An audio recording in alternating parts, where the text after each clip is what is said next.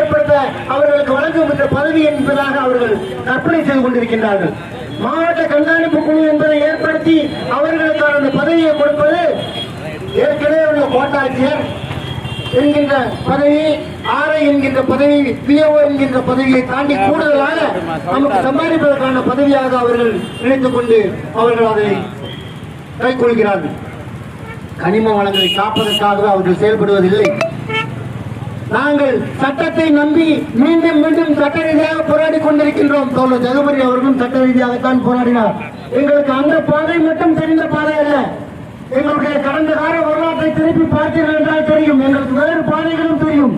நாங்கள் மீண்டும் சட்டத்தின் முன்பே நிற்கின்றோம், சட்டத்தை நம்புகின்றோம். இந்த வழக்கிலும் சரி, இவருடைய கொலை வழக்கில், படுபாதக கொலை வழக்கிலும் சரி, இந்த நிறுவனங்களின் மீதான நடவடிக்கைகளும் சரி, நீங்கள் சட்ட ரீதியான நடவடிக்கை எடுக்கவில்லை என்றால் எங்களை மீண்டும் அந்த பாதைக்கு திருப்பியிருக்கிறா என்ற கேள்வியை உங்கள் முன்பு வைத்து விடைபெறுகின்றேன். நன்றி. அடுத்தபடியாக தமிழ்நாடு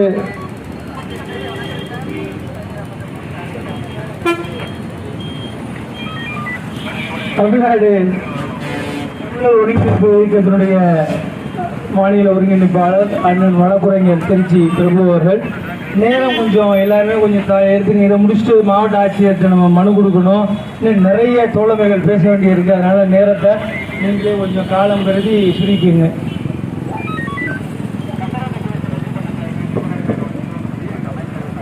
பின்னாடி பின்னாடி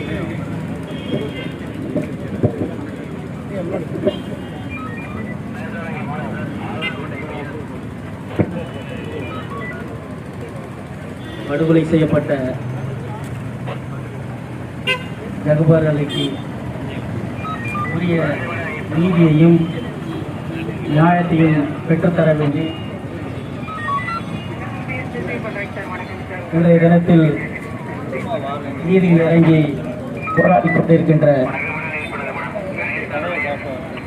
நிகழ்வை ஒருங்கிணைப்பு செய்த தமிழக வாழ்வுரிமை கட்சியின் முதன்மை கள போராளிகளுக்கும் இவர்களோடு இணைந்து பல்வேறு இயக்குனர் இந்த கண்டன ஆர்ப்பாட்டத்தில் கலந்து கொண்டிருக்கின்றார்கள். அவர்களுக்கு என்னுடைய புரட்சிகரமான வணக்கத்தை தெரிவித்துக் கொள்கிறேன். தமிழகத்திலேயே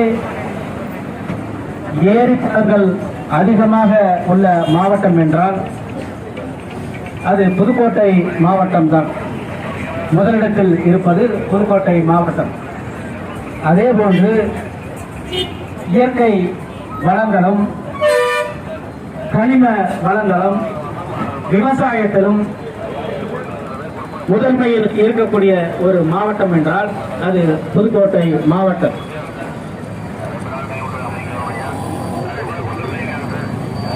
ஐயா ஜகுபார் அலி அவர்கள் இந்த மண்ணை நேசித்து, மலையை நேசித்து, இயற்கை வளங்களை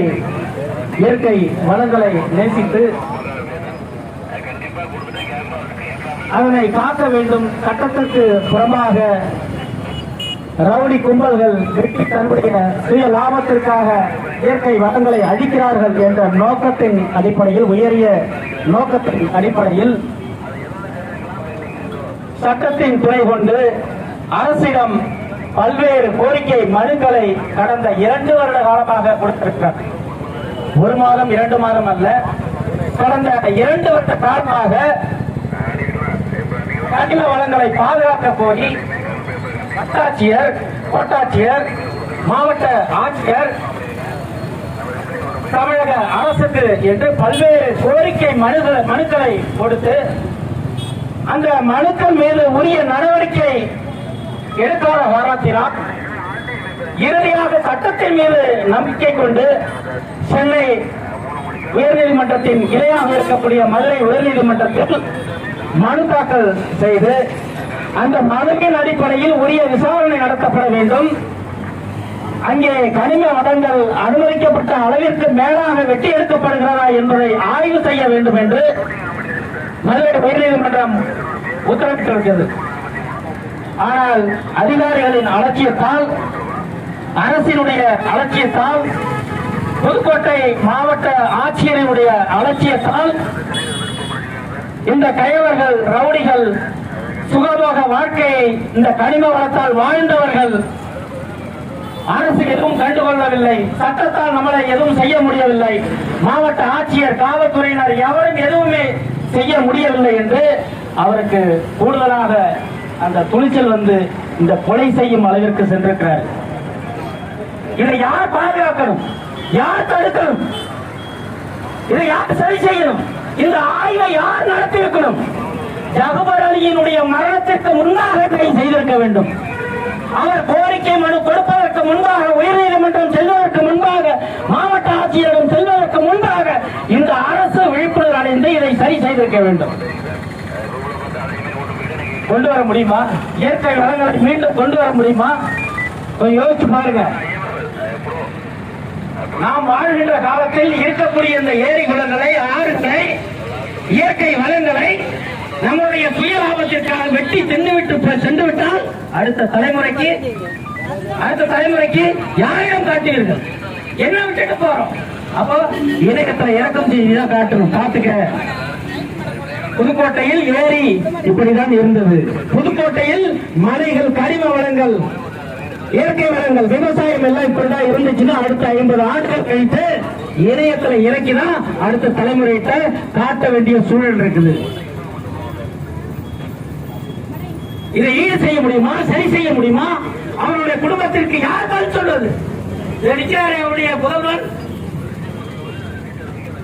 எவ்வளவு வழியை கொடுத்திருக்கோம் இந்த மண்ணிற்காக, இந்த மண்ணின் வளத்தை பாதுகாப்பதற்காக, அடுத்த தலைமுறையை பாதுகாக்க வேண்டும் என்ற உயரிய நோக்கத்தின் அடிப்படையில் ஒரு தனி மனிதனாக 2 ஆண்டு காலம் போராடி இருக்கிறார். இந்த அரசு என்ன செஞ்சது? இந்த காவல்துறை என்ன செஞ்சது?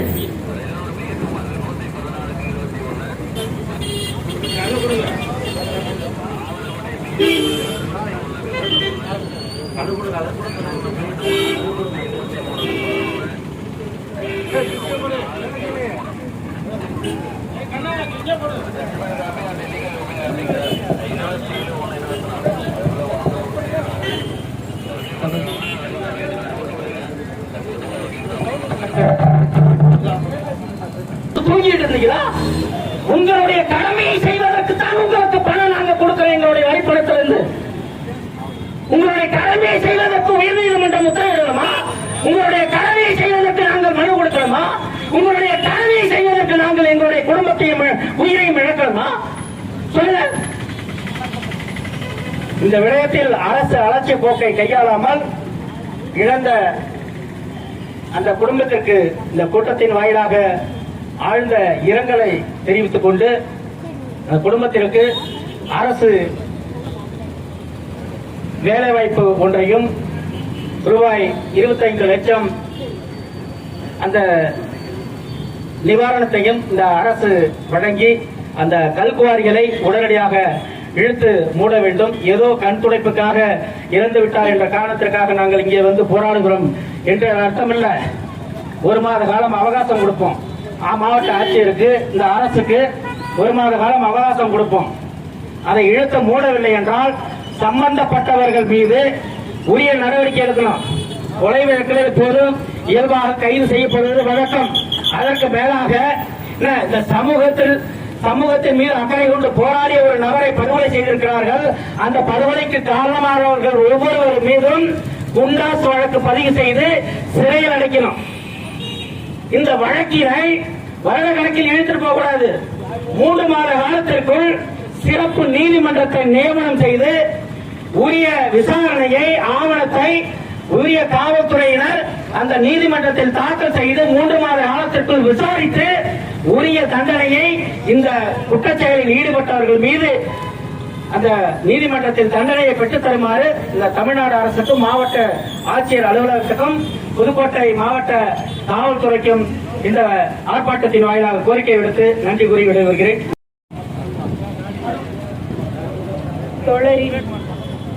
பச்சை படுகொலைக்கு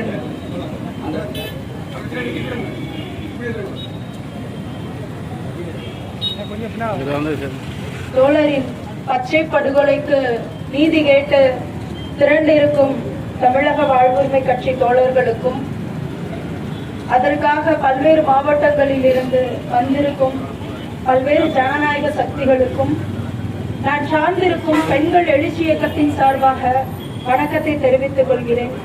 மேலும் பச்சை படுகொலை செய்யப்பட்ட ஜாபர் அலிக்கு வணக்கத்தை தெரிவித்துக் கொள்கிறேன். அநீதிக்கு எதிரான போர் எங்களால் தொடங்கவும் இல்லை, எங்கள் வாழ்நாளோடு முடிய போவதும் இல்லை. தொடர்ச்சியாக குன்று இருக்கும் இடமெல்லாம் குமரன் இருக்கும் இடம் என்று சொல்லப்பட்ட காலம் போய் குன்று இருக்கும் இடமெல்லாம் குவாரிகள் இருக்கும் இடமாக தொடர்ச்சியாக இந்த ஆளும் வர்க்கத்தின்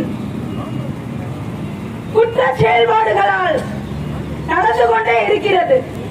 குவாரிகள் குறித்த தொடர்ச்சியான நடவடிக்கைகள் எதுவுமே முற்போக்கு சக்திகள் கொண்டு வரக்கூடிய எந்த ஒரு நடவடிக்கைகளுக்கும் இந்த அரசு அதன் எந்திரங்களான காவல்துறை, ராணுவம், நீதித்துறை எதுவுமே செவிசாய்ப்பது கிடையாது. இவர்கள் எல்லாம் சரியாக பணி செய்திருந்தால் இத்தனை பெரிய தோழர் இறந்திருப்பதற்கான வாய்ப்பே கிடையாது. அப்ப தொடர்ச்சியாக இவர்களால் என்ன செய்துவிட முடியும்? ஆட்சியும் அதிகாரமும் நமது கையில் இருக்கிறது என்ற அதிகார மமதையில் தொடர்ச்சியாக இந்த இயற்கையை நேசிப்பவர்கள் பச்சை படுகொலை செய்யப்படுகிறார்கள். தொடர்ச்சியாக இந்தியா முழுக்க இப்படியான சமூக ஆர்வலர்கள், குறிப்பாக இயற்கையை நேசிப்பவர்கள், இயற்கைக்காக குரல் கொடுப்பவர்கள் தொடர்ச்சியாக ராணுவத்தால், காவல்துறையால் தொடர்ந்து பச்சை படுகொலை செய்யப்பட்டுக் கொண்டே இருக்கிறார்கள். உலக அளவில் இந்தியா 4வது இடத்தில் இருக்கிறது இப்படியான பச்சை படுகொலை செய்வது. அப்ப எங்க போயிட்டு இருக்கு? நீங்க ஜனநாயக நாடு, ஜனநாயக வழியில நாங்க ஒவ்வொரு விஷயங்களையும் செய்துட்டு இருக்கோம். வருடத்திற்கு 1.5 லட்சம் போராட்டங்கள் நடந்துகிட்டு இருக்குன்னு சட்டமன்றத்துல சொல்றீங்க. போராட்டங்கள் நடக்குது, தீர்வுகள் இருக்குதா? அண்ணா பல்கலைக்கழக மாணவியினுடைய அத்தனை விஷயங்களும் கசியப்படுகிறது. கேட்டா ஏதோ ஒரு சின்ன சின்ன விஷயங்களை சொல்லிட்டு அதனால கசிச்சிருச்சு அப்படின்னு சொல்றது ஒரு அரசினுடைய தகுதி என்னவா இருக்கிறது? இன்னைக்கு யார் யாருமே பழிய தூக்கி போட்டுட்டு தான் தப்பிச்சுக்கிறது எப்படின்றதா இந்த அரசு, மத்திய அரசு, மாநில அரசு, மாநில அரசு, மத்திய அரசு தொடர்ச்சியா சாட்டி விட்டுக்கிட்டே இருக்குது. அப்ப எங்களுக்கான நீதி அப்படின்றது எங்க கிடைச்சிட்டு இருக்கு? இதே மாதிரி கல்குவாரி கச்சை கட்டியில தொடர்ச்சியா போராட்டம் போயிட்டு இருக்கு. அங்க தன்னோட வீட்டு முன்னாடி பேசிட்டு இருக்காரு. ஆர்டிஐ போட்டா அன்னைக்குதான் கேட்டிருக்கிறாரு. அப்ப காலம் முடிந்து அவர்கள் கல்குவாரியை நடத்தி கொண்டிருக்கிறார்கள் என்ற செய்தி தெரிந்த பின்னும் அவருக்கு ஆர்டிஐல செய்தி வந்த மறுநாளே அவர் தாக்கப்படுகிறார். அப்ப தொடர்ச்சியா இங்க கல்குவாரி மாபியாக்களுக்கு சுதந்திரமா செயல்படுவதற்கான அத்தனை வசதி வாய்ப்புகளை நீங்கள் செய்து கொடுக்க தயாராக இருக்கிறீர்கள்.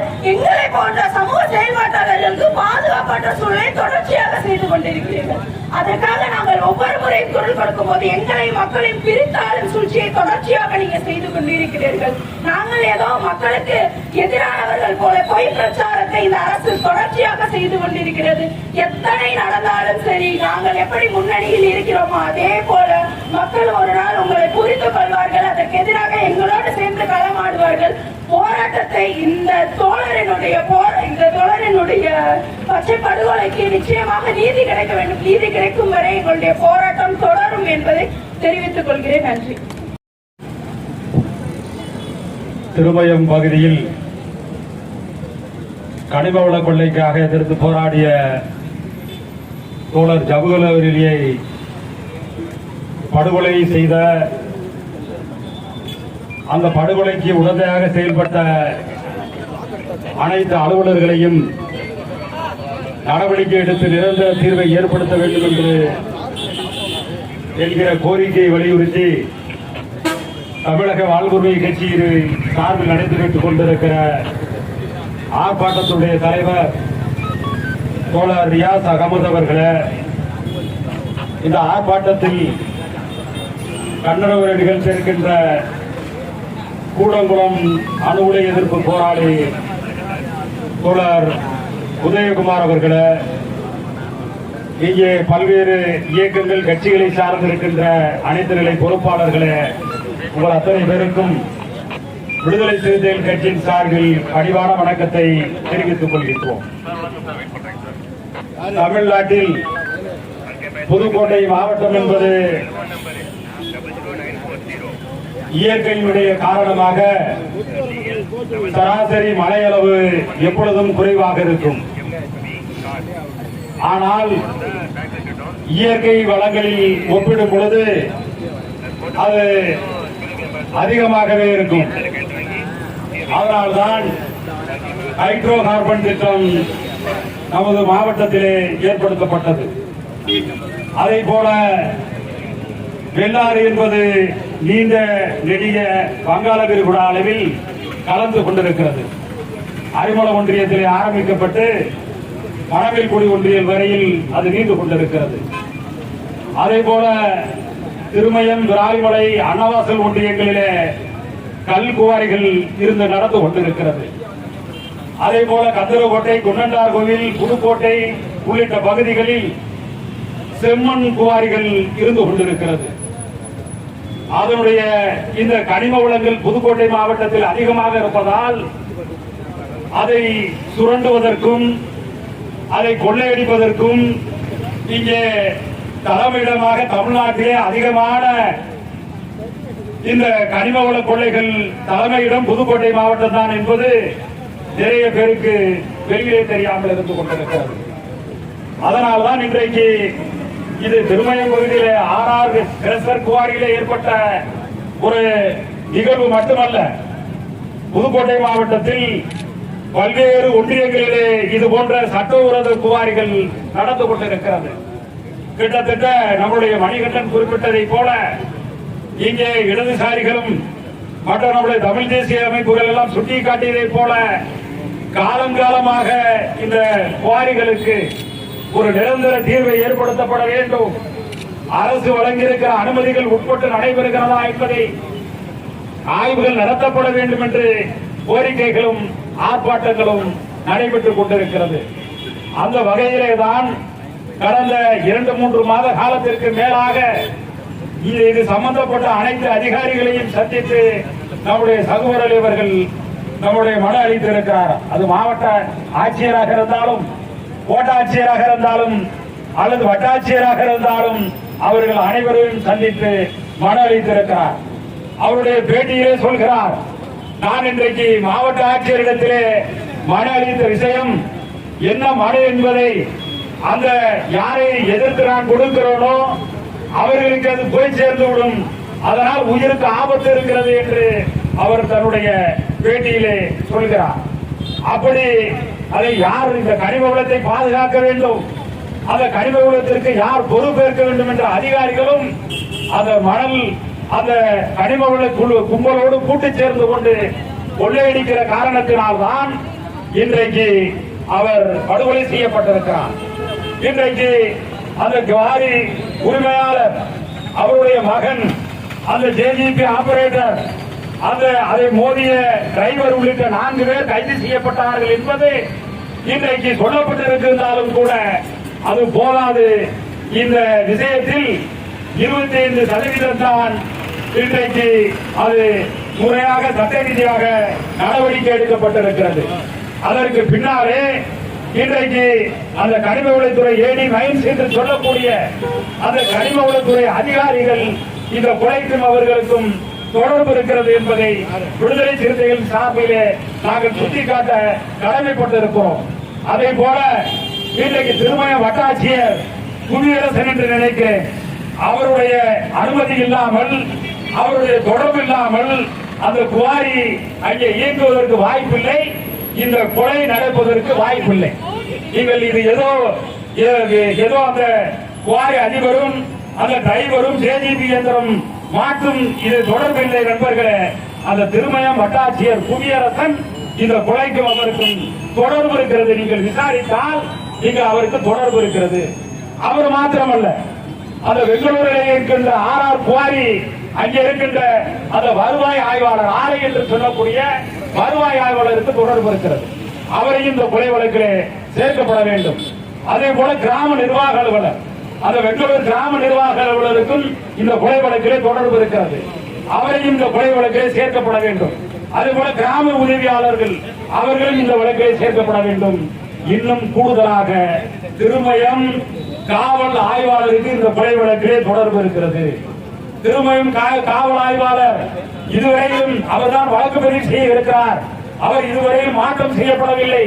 அவரை வைத்துக் கொண்டு இந்த வழக்கில் விசாரணை அதிகாரி அவர்தான். அவர் இந்த வழக்கில் நீங்கள் வைத்துக் கொண்டு நீங்கள் குற்றப்பத்திரிகை தாக்கல் செய்யப்படுமானால் இந்த வழக்கில் ஜகவரவெளி மரணத்தில் அவர்கள் 4 பேரும் விடுதலை செய்யப்படுவார்கள். ஆகவே திருமயம் காவல் ஆய்வாளரின் இந்த கொலை வழக்கில் நீங்கள் குற்றவாளியாக சேர்க்கப்பட வேண்டும். அதே போல உதவி ஆய்வாளரையும் சேர்க்கப்பட வேண்டும். அதே போல இந்த கடமை வளத்துறையினுடைய அனைத்து அதிகாரிகளும் இந்த ஜகுவரில் வழக்கிலே கொலை வழக்கிலே நீங்கள் அவர்களை சேர்த்து அவர்களை பணி நீக்கம் செய்து அவர்களை நீங்கள் கைது செய்யப்பட்டால்தான் இதற்கு ஒரு முற்றுப்புள்ளி வைக்க முடியும். இது காவல் குவாரி மட்டுமல்ல, மணல் குவாரிகள் புதுக்கோட்டை மாவட்டத்தில் அப்படித்தான் நடந்து கொண்டிருக்கிறது. அதேபோல செம்மண் குவாரிகளும் அப்படித்தான் நடந்து கொண்டிருக்கிறது. இங்கே அனைத்து தமிழ்நாட்டில் அனைத்திற்கும் புதுக்கோட்டை மாவட்டத்தில் உள்ள இந்த வருவாய்த்துறை, கனிமவளத்துறை, காவல்துறை அதிகாரிகள் அனைவரும் பொறுப்பேற்று தமிழக அரசு உடனடியாக நடவடிக்கை எடுக்கப்பட்டு அவர்கள் கைது செய்யப்பட வேண்டும். அவர்களையும் சேர்த்து இவர்கள் வெறும் கொலை வழக்கு மட்டும் போதாது, குண்டர் தடுப்பு சட்டத்தில் நடவடிக்கை எடுக்கப்பட வேண்டும் என்று அரசை வலியுறுத்தி இந்த போராட்டம் இதோடு நிற்காது, தொடரும் என்று சொல்லி உங்கள் அனைத்து போராட்டத்திற்கும் விடுதலை சிறுத்தைகள் ஒத்துழைப்பு கொடுக்கும் என்று சொல்லியும் மீண்டும் விடுதலை சிறுத்தைகள் சார்பில் இதை இந்த அரசு அதிகாரிகளை இந்த கொலை வழக்கிலே சேர்த்து கைது செய்யப்படாவிட்டால் விடுதலை சிறுத்தைகள் விரைவில் நாங்கள் திருமணத்திலே.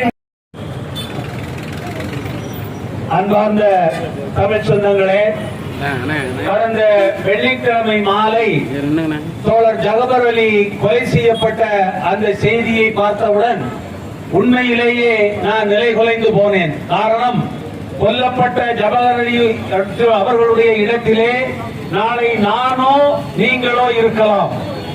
தமிழ் மக்களுடைய வளங்களை பாதுகாப்பதற்காக குரல் கொடுக்கக்கூடிய, ஓடியாடி களமாடக்கூடிய யாராக இருந்தாலும் நாம் இந்த அச்சுறுத்தலை, ஆபத்தை எதிர்கொண்டிருக்கிறோம். 2 நாட்களுக்கு முன்னால் தமிழக வாழ்வுரிமை கட்சியினுடைய தலைவர் தோழர் வேல்முருகன் அவர்கள் என்னை அழைத்து இங்கே புதுக்கோட்டையிலே கட்சி சார்பாக ஒரு ஆர்ப்பாட்டம் நடத்துகிறோம், நீங்கள் கலந்து கொள்ள வேண்டும் என்று என்னை பணித்தார்.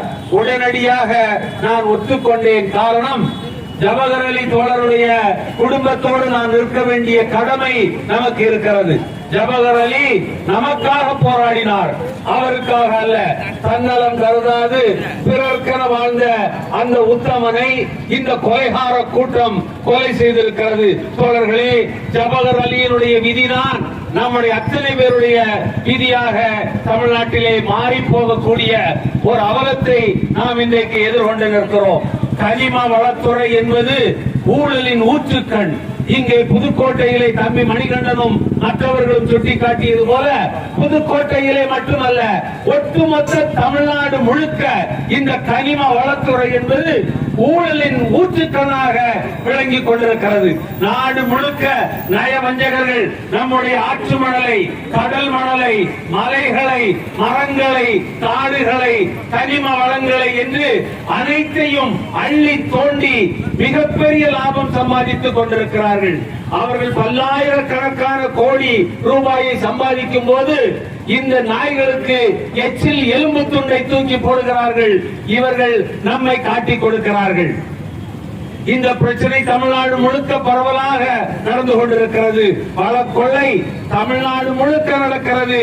இதிலே பெரிய அரசியல் கட்சிகளுடைய தலைவர்கள் இதில் ஈடுபட்டுக் கொண்டிருக்கிறார்கள்.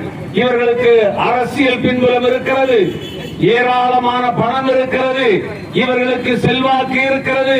ஜவஹர் அலி போன்ற, உங்களை போன்ற, என்னை போன்றவர்களை இவர்கள் தட்டி தூர எறிந்துவிட்டு போய்கொண்டே இருப்பார்கள். அதுதான் இங்கே நடந்திருக்கிறது. ஒரு லாரியை கொண்டு அவரை கொலை செய்ததன் மூலம் இந்த பிரச்சனையை அப்படியே மூடி மழுங்கடித்து விடலாம், இந்த பிரச்சனையை அப்படியே மூடி மறைத்து விடலாம். இனி யாரும் எழுந்து நிற்க மாட்டார்கள், ஏனென்று கேள்வி கேட்க மாட்டார்கள். இந்த வளங்களை எல்லாம் அள்ளி தோண்டி அனுபவிக்கலாம் என்று இந்த கொள்ளை கூட்டம் இன்று சிந்தித்துக் கொண்டிருக்கிறது, நினைத்துக் கொண்டிருக்கிறது. சட்டமன்றத்திலே கேள்வி கேட்டால் ஐயா துரைமுருகன் பதில் சொல்கிறார், inter state transportation of minor minerals, அதாவது மாநிலங்களுக்கு இடையே இந்த சிறு கரிமங்களை கொண்டு போவதை யாரும் தடுக்க முடியாது, இது சட்டபூர்வமான நடவடிக்கை என்று ஐயா துரைமுருகன் சட்டமன்றத்திலே பதில் சொல்கிறார். நாங்கள் கேட்டோம், ஐயா துரைமுருகன் அவர்களே, அமைச்சர் பெருமகனாரே, இங்கிருந்து லாரி லாரி 1000 லாரிகளில் எங்களுடைய மண்ணை, எங்களுடைய கற்களை, எங்களுடைய மலைகளை வெட்டி கொண்டு போகிறீர்களே, அமைச்சர் துரைமுருகன் அவர்களே, வாருங்கள், கேரளாவில் இருந்து உங்கள் வண்டியிலே ஒரே ஒரு சட்டி ஆற்று மணலை, ஒரே ஒரு சட்டி ஆற்று மணலை ஐயா துரைமுருகன் கேரளத்திலே இருந்து தமிழ்நாட்டுக்கு கொண்டு வாருங்கள், இந்த சட்டத்தை நாங்கள் ஏற்றுக்கொள்கிறோம். ஏன் இந்த சட்டம் ஒரு வழி பாதையாக இருக்கிறது என்று கேள்வி கேட்டால் திமுக அரசிடம் இதுவரை பதில் இல்லை. யாருக்கும் தெரியாமல் நடக்கிறதா இந்த கொள்ளை? இல்லை, அனைவருக்கும் தெரிகிறது. ஜகுபர் அலி 8 கோடி மக்கள் சார்பாக 8 கோடி மக்களுடைய மனசாட்சியாக போராடி இன்றைக்கு தன்னுடைய உயிரை நீத்திருக்கிறார். அருமை தோழர்களே, தமிழக வாழ்வுரிமை கட்சி தோழர்கள் மட்டுமல்ல, அனைத்து கட்சி தோழர்களும், அனைத்து இயக்க தோழர்களும் இந்த ஆர்ப்பாட்டத்தை எடுத்ததை நான் மனமாற பாராட்டுகிறேன். இந்த ஒரு ஆர்ப்பாட்டத்தோடு தயவு செய்து விட்டு விடாதீர்கள். இங்கே இருக்கிற முகமது சுல்தான் தன்னுடைய தந்தையை இழந்திருக்கிறார். ஒரு தாய் தன்னுடைய கணவனை இழந்திருக்கிறாள். 17 வயது குழந்தை, 15 வயது குழந்தை, 12 வயது குழந்தை, 3 குழந்தைகள் தன்னுடைய தந்தையை இழந்திருக்கிறார்கள். இவர்களுடைய வருங்காலம் என்ன ஆகும்? தமிழ் குலத்திற்காக, தமிழ் இனத்திற்காக உயிர் கொடுத்த அந்த ஜவஹர் அலியை நாம் விட்டுவிடக் கூடாது. அருமை தோழர்களை, நான் சொன்னது போல ஜவஹர் அலி இடத்திலே நாம் அனைவரும் இருக்கிறோம். இங்கே நிற்கிற அத்தனை பேருக்கும் இதுதான் கதி. இந்த பிரச்சனைக்கு நாம் முற்றுப்புள்ளி வைக்கவில்லை என்றால் நாளை நாம் அனைவருமே கொல்லப்படுவோம். ஒன்றை சொல்கிறேன் தோழர்களே, இந்த ஆற்று மணலை, கடல் மணலை, மலைகளை, பாறைகளை, கற்களை பற்றி நாம் கவலைப்பட்டுக் கொண்டிருக்கிறோம். அதை கடந்து வேறு ஒன்று இப்போது நடந்து கொண்டிருக்கிறது. தமிழ்நாட்டிலே கனிம வள கொள்ளையை தொடங்கி இருக்கிறார்கள். நீங்கள் எல்லாம் கேள்விப்பட்டிருப்பீர்கள். மதுரையை அடுத்த மேலூரிலே 5000 ஏக்கர் நிலத்திலே நாங்கள் டங்ஸ்டன் கனிமத்தை எடுக்க போகிறோம் என்றார்கள். பிறகு 2 வாரத்துக்கு பிறகு தெரிகிறது 30,000 ஏக்கருக்கு அதிகமான இடத்திலே திண்டுக்கல் மாவட்டம், மதுரை மாவட்டம், சிவகங்கை மாவட்டம் என 3 மாவட்டங்களிலே 30,000 ஏக்கருக்கு அதிகமான அளவிலே இந்த டங்ஸ்டன் கனிமத்தை அள்ளி தோண்டி எடுக்க போகிறோம். எதிர்ப்பீர்களா? அதானிகளும், அம்பானிகளும், மோடிகளும், அமித்ஷாக்களும், ஸ்டாலின்களும், உதயநிதிகளும் எல்லாம் இந்த கொள்ளைக்கு பின்னால் இருப்பார்கள். இவ்வளவு பெரிய அரசியல் செல்வாக்கும், இவ்வளவு பெரிய கார்ப்பரேட் செல்வாக்கும் உடைய இந்த கொள்ளையை தடுத்து நிறுத்த நாம் என்ன செய்ய போகிறோம்? திருவண்ணாமலை மாவட்டத்திலே, சேலம் மாவட்டத்திலே வேடியப்பன் மலை, கவுத்தி மலை, கல்வராயன் மலை போன்ற மலைப்பகுதிகளிலே இரும்பு தாது ஏராளமானதாக இருக்கிறது. அதை நாங்கள் ஜிண்டால் கம்பெனிக்கு தாரை வார்த்திருக்கிறோம். ஜிண்டால் கம்பெனி அள்ளி தோண்டி எடுக்க போகிறான் என்கிறார்கள். கன்னியாகுமரியிலே அணுக்கனிம சுரங்கம் அமைக்க போகிறோம். 5000 ஏக்கருக்கு அதிகமான இடத்திலே இல்மனை, கார்னைட், சிலிக்கானைட், மோனோசைட் போன்ற கனிமங்கள் இருக்கின்றன. அவற்றை நாங்கள் அள்ளி தோண்டி எடுக்க போகிறோம் என்று சொல்கிறார்கள். தூத்துக்குடி மாவட்டத்திலே சாத்தான்குளம், குதிரைமொழி பகுதிகளிலே 5 மில்லியன் டன் தேரி மணல் இருக்கிறது. அந்த தேரி மணலிலே டைட்டானியம் டை ஆக்சைடு இருக்கிறது. அதை இந்தியன் ரேரெக்ஸ் என்கிற நிறுவனமும் தமிழ்நாடு அரசும் சேர்ந்து அதை அள்ளி தோண்டி எடுத்து 4000 பேருக்கு வேலை கொடுக்க போகிறோம். அட படுபாவிகளா, 4000 பேருக்கு வேலை. அங்கே இருக்கிற அந்த தேரி மண் தான் ஒரு ஸ்பாஞ்ச் போல வேலை செய்து மழை பெய்யும் போது தண்ணீரை உள்வாங்கி வைத்துக் கொண்டு பல்லாயிரக்கணக்கான பனை மரங்களுக்கு நீர் ஆதாரமாக இருக்கிறது. பனை மரம் என்பது உணவு பாதுகாப்பு தொடர்புடையது. பனை மரம் என்பது ஊட்டச்சத்து தொடர்புடையது. அந்த ஊட்டச்சத்தை பற்றியோ உணவு பாதுகாப்பை பற்றியோ இந்த ஒன்றிய மாநில அரசுகள் கவலைப்படவில்லை. 4000 பேருக்கு வேலை கொடுப்பார்களாம். 4 லட்சம் பேர் பயனடையக்கூடிய அந்த மண்ணை அள்ளி தோண்டி அடுத்தவனுக்கு விற்று 4000 பேருக்கு வேலை தருகிறோம் என்று திட்டமிடுகிறார்கள். தமிழ்நாடு முழுக்க இங்கே காவிரி டெல்டாவிலே மீத்தேன் எடுக்க போகிறோம், நிலக்கரி எடுக்க போகிறோம், எண்ணெய் எடுக்க போகிறோம் என்று ஏராளமான 5 திட்டங்களை இங்கே செய்து கொண்டிருக்கிறார்கள். கதிராமங்கலம், நெடுவாசல், அடகாடு என ஒவ்வொரு கிராமமாக மக்கள் போராடி கொண்டிருக்கிறார்கள். அருமை தோழர்களே, ஒட்டுமொத்த தமிழ்நாட்டையும்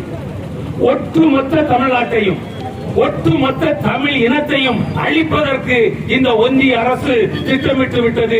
மாநில அரசு அஞ்சி அவர்களோடு நடக்கிறது.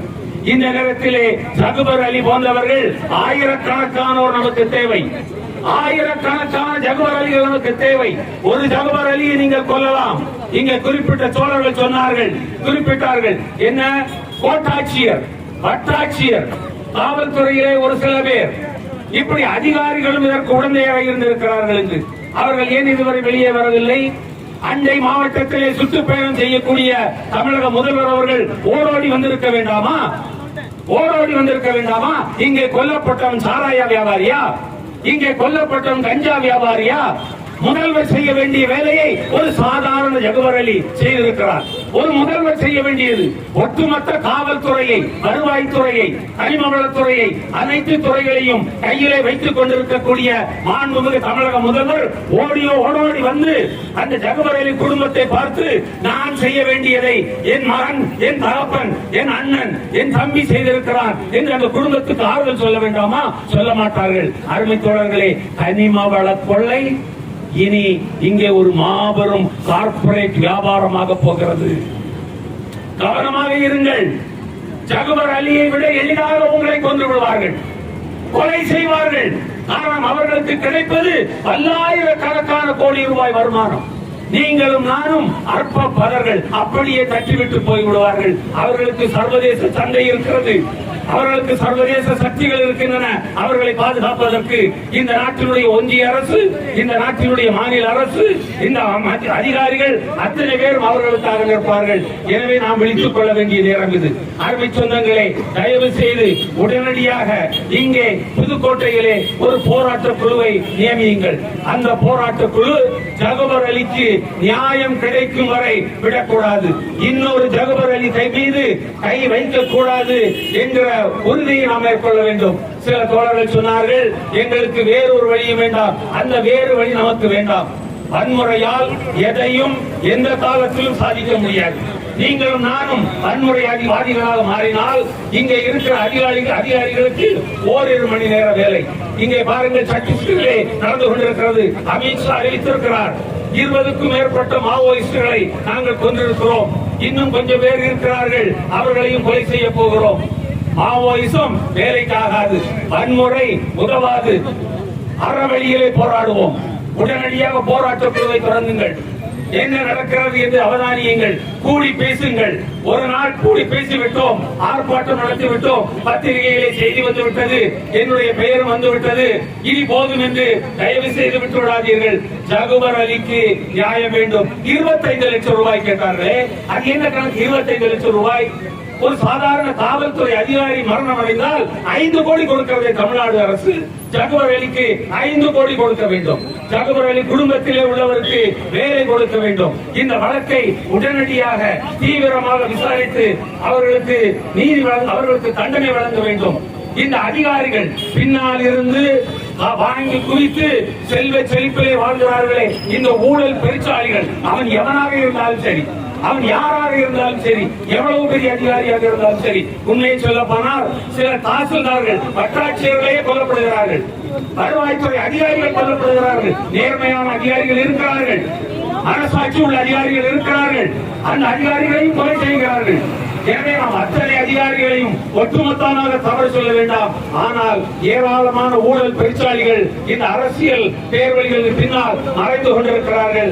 அத்தனை பேரையும் உடனடியாக கைது செய்து விசாரணை செய்து அவர்களுக்கு தண்டனை வழங்க வேண்டும். ஜகுபர் அலியுடைய பிள்ளைகள் நாம் அனைவருடைய பிள்ளைகள், 8 கோடி தமிழ் இனத்தின் பிள்ளைகள். அந்த பிள்ளைகளை நாம் கைவிட்டு விடக் கூடாது. அருமை தோழர்களே, இந்த போராட்டத்தை, இந்த ஆர்ப்பாட்டத்தை ஒருங்கிணைத்த அன்பு தம்பி நியாஸ், தோழர் முருகானந்தம், தோழர் தமிழரசன் போன்ற உங்கள் அத்தனை பேருக்கும் என்னுடைய நெஞ்சத்தின் அடித்தளத்திலிருந்து நான் நன்றி தெரிவிக்கிறேன்.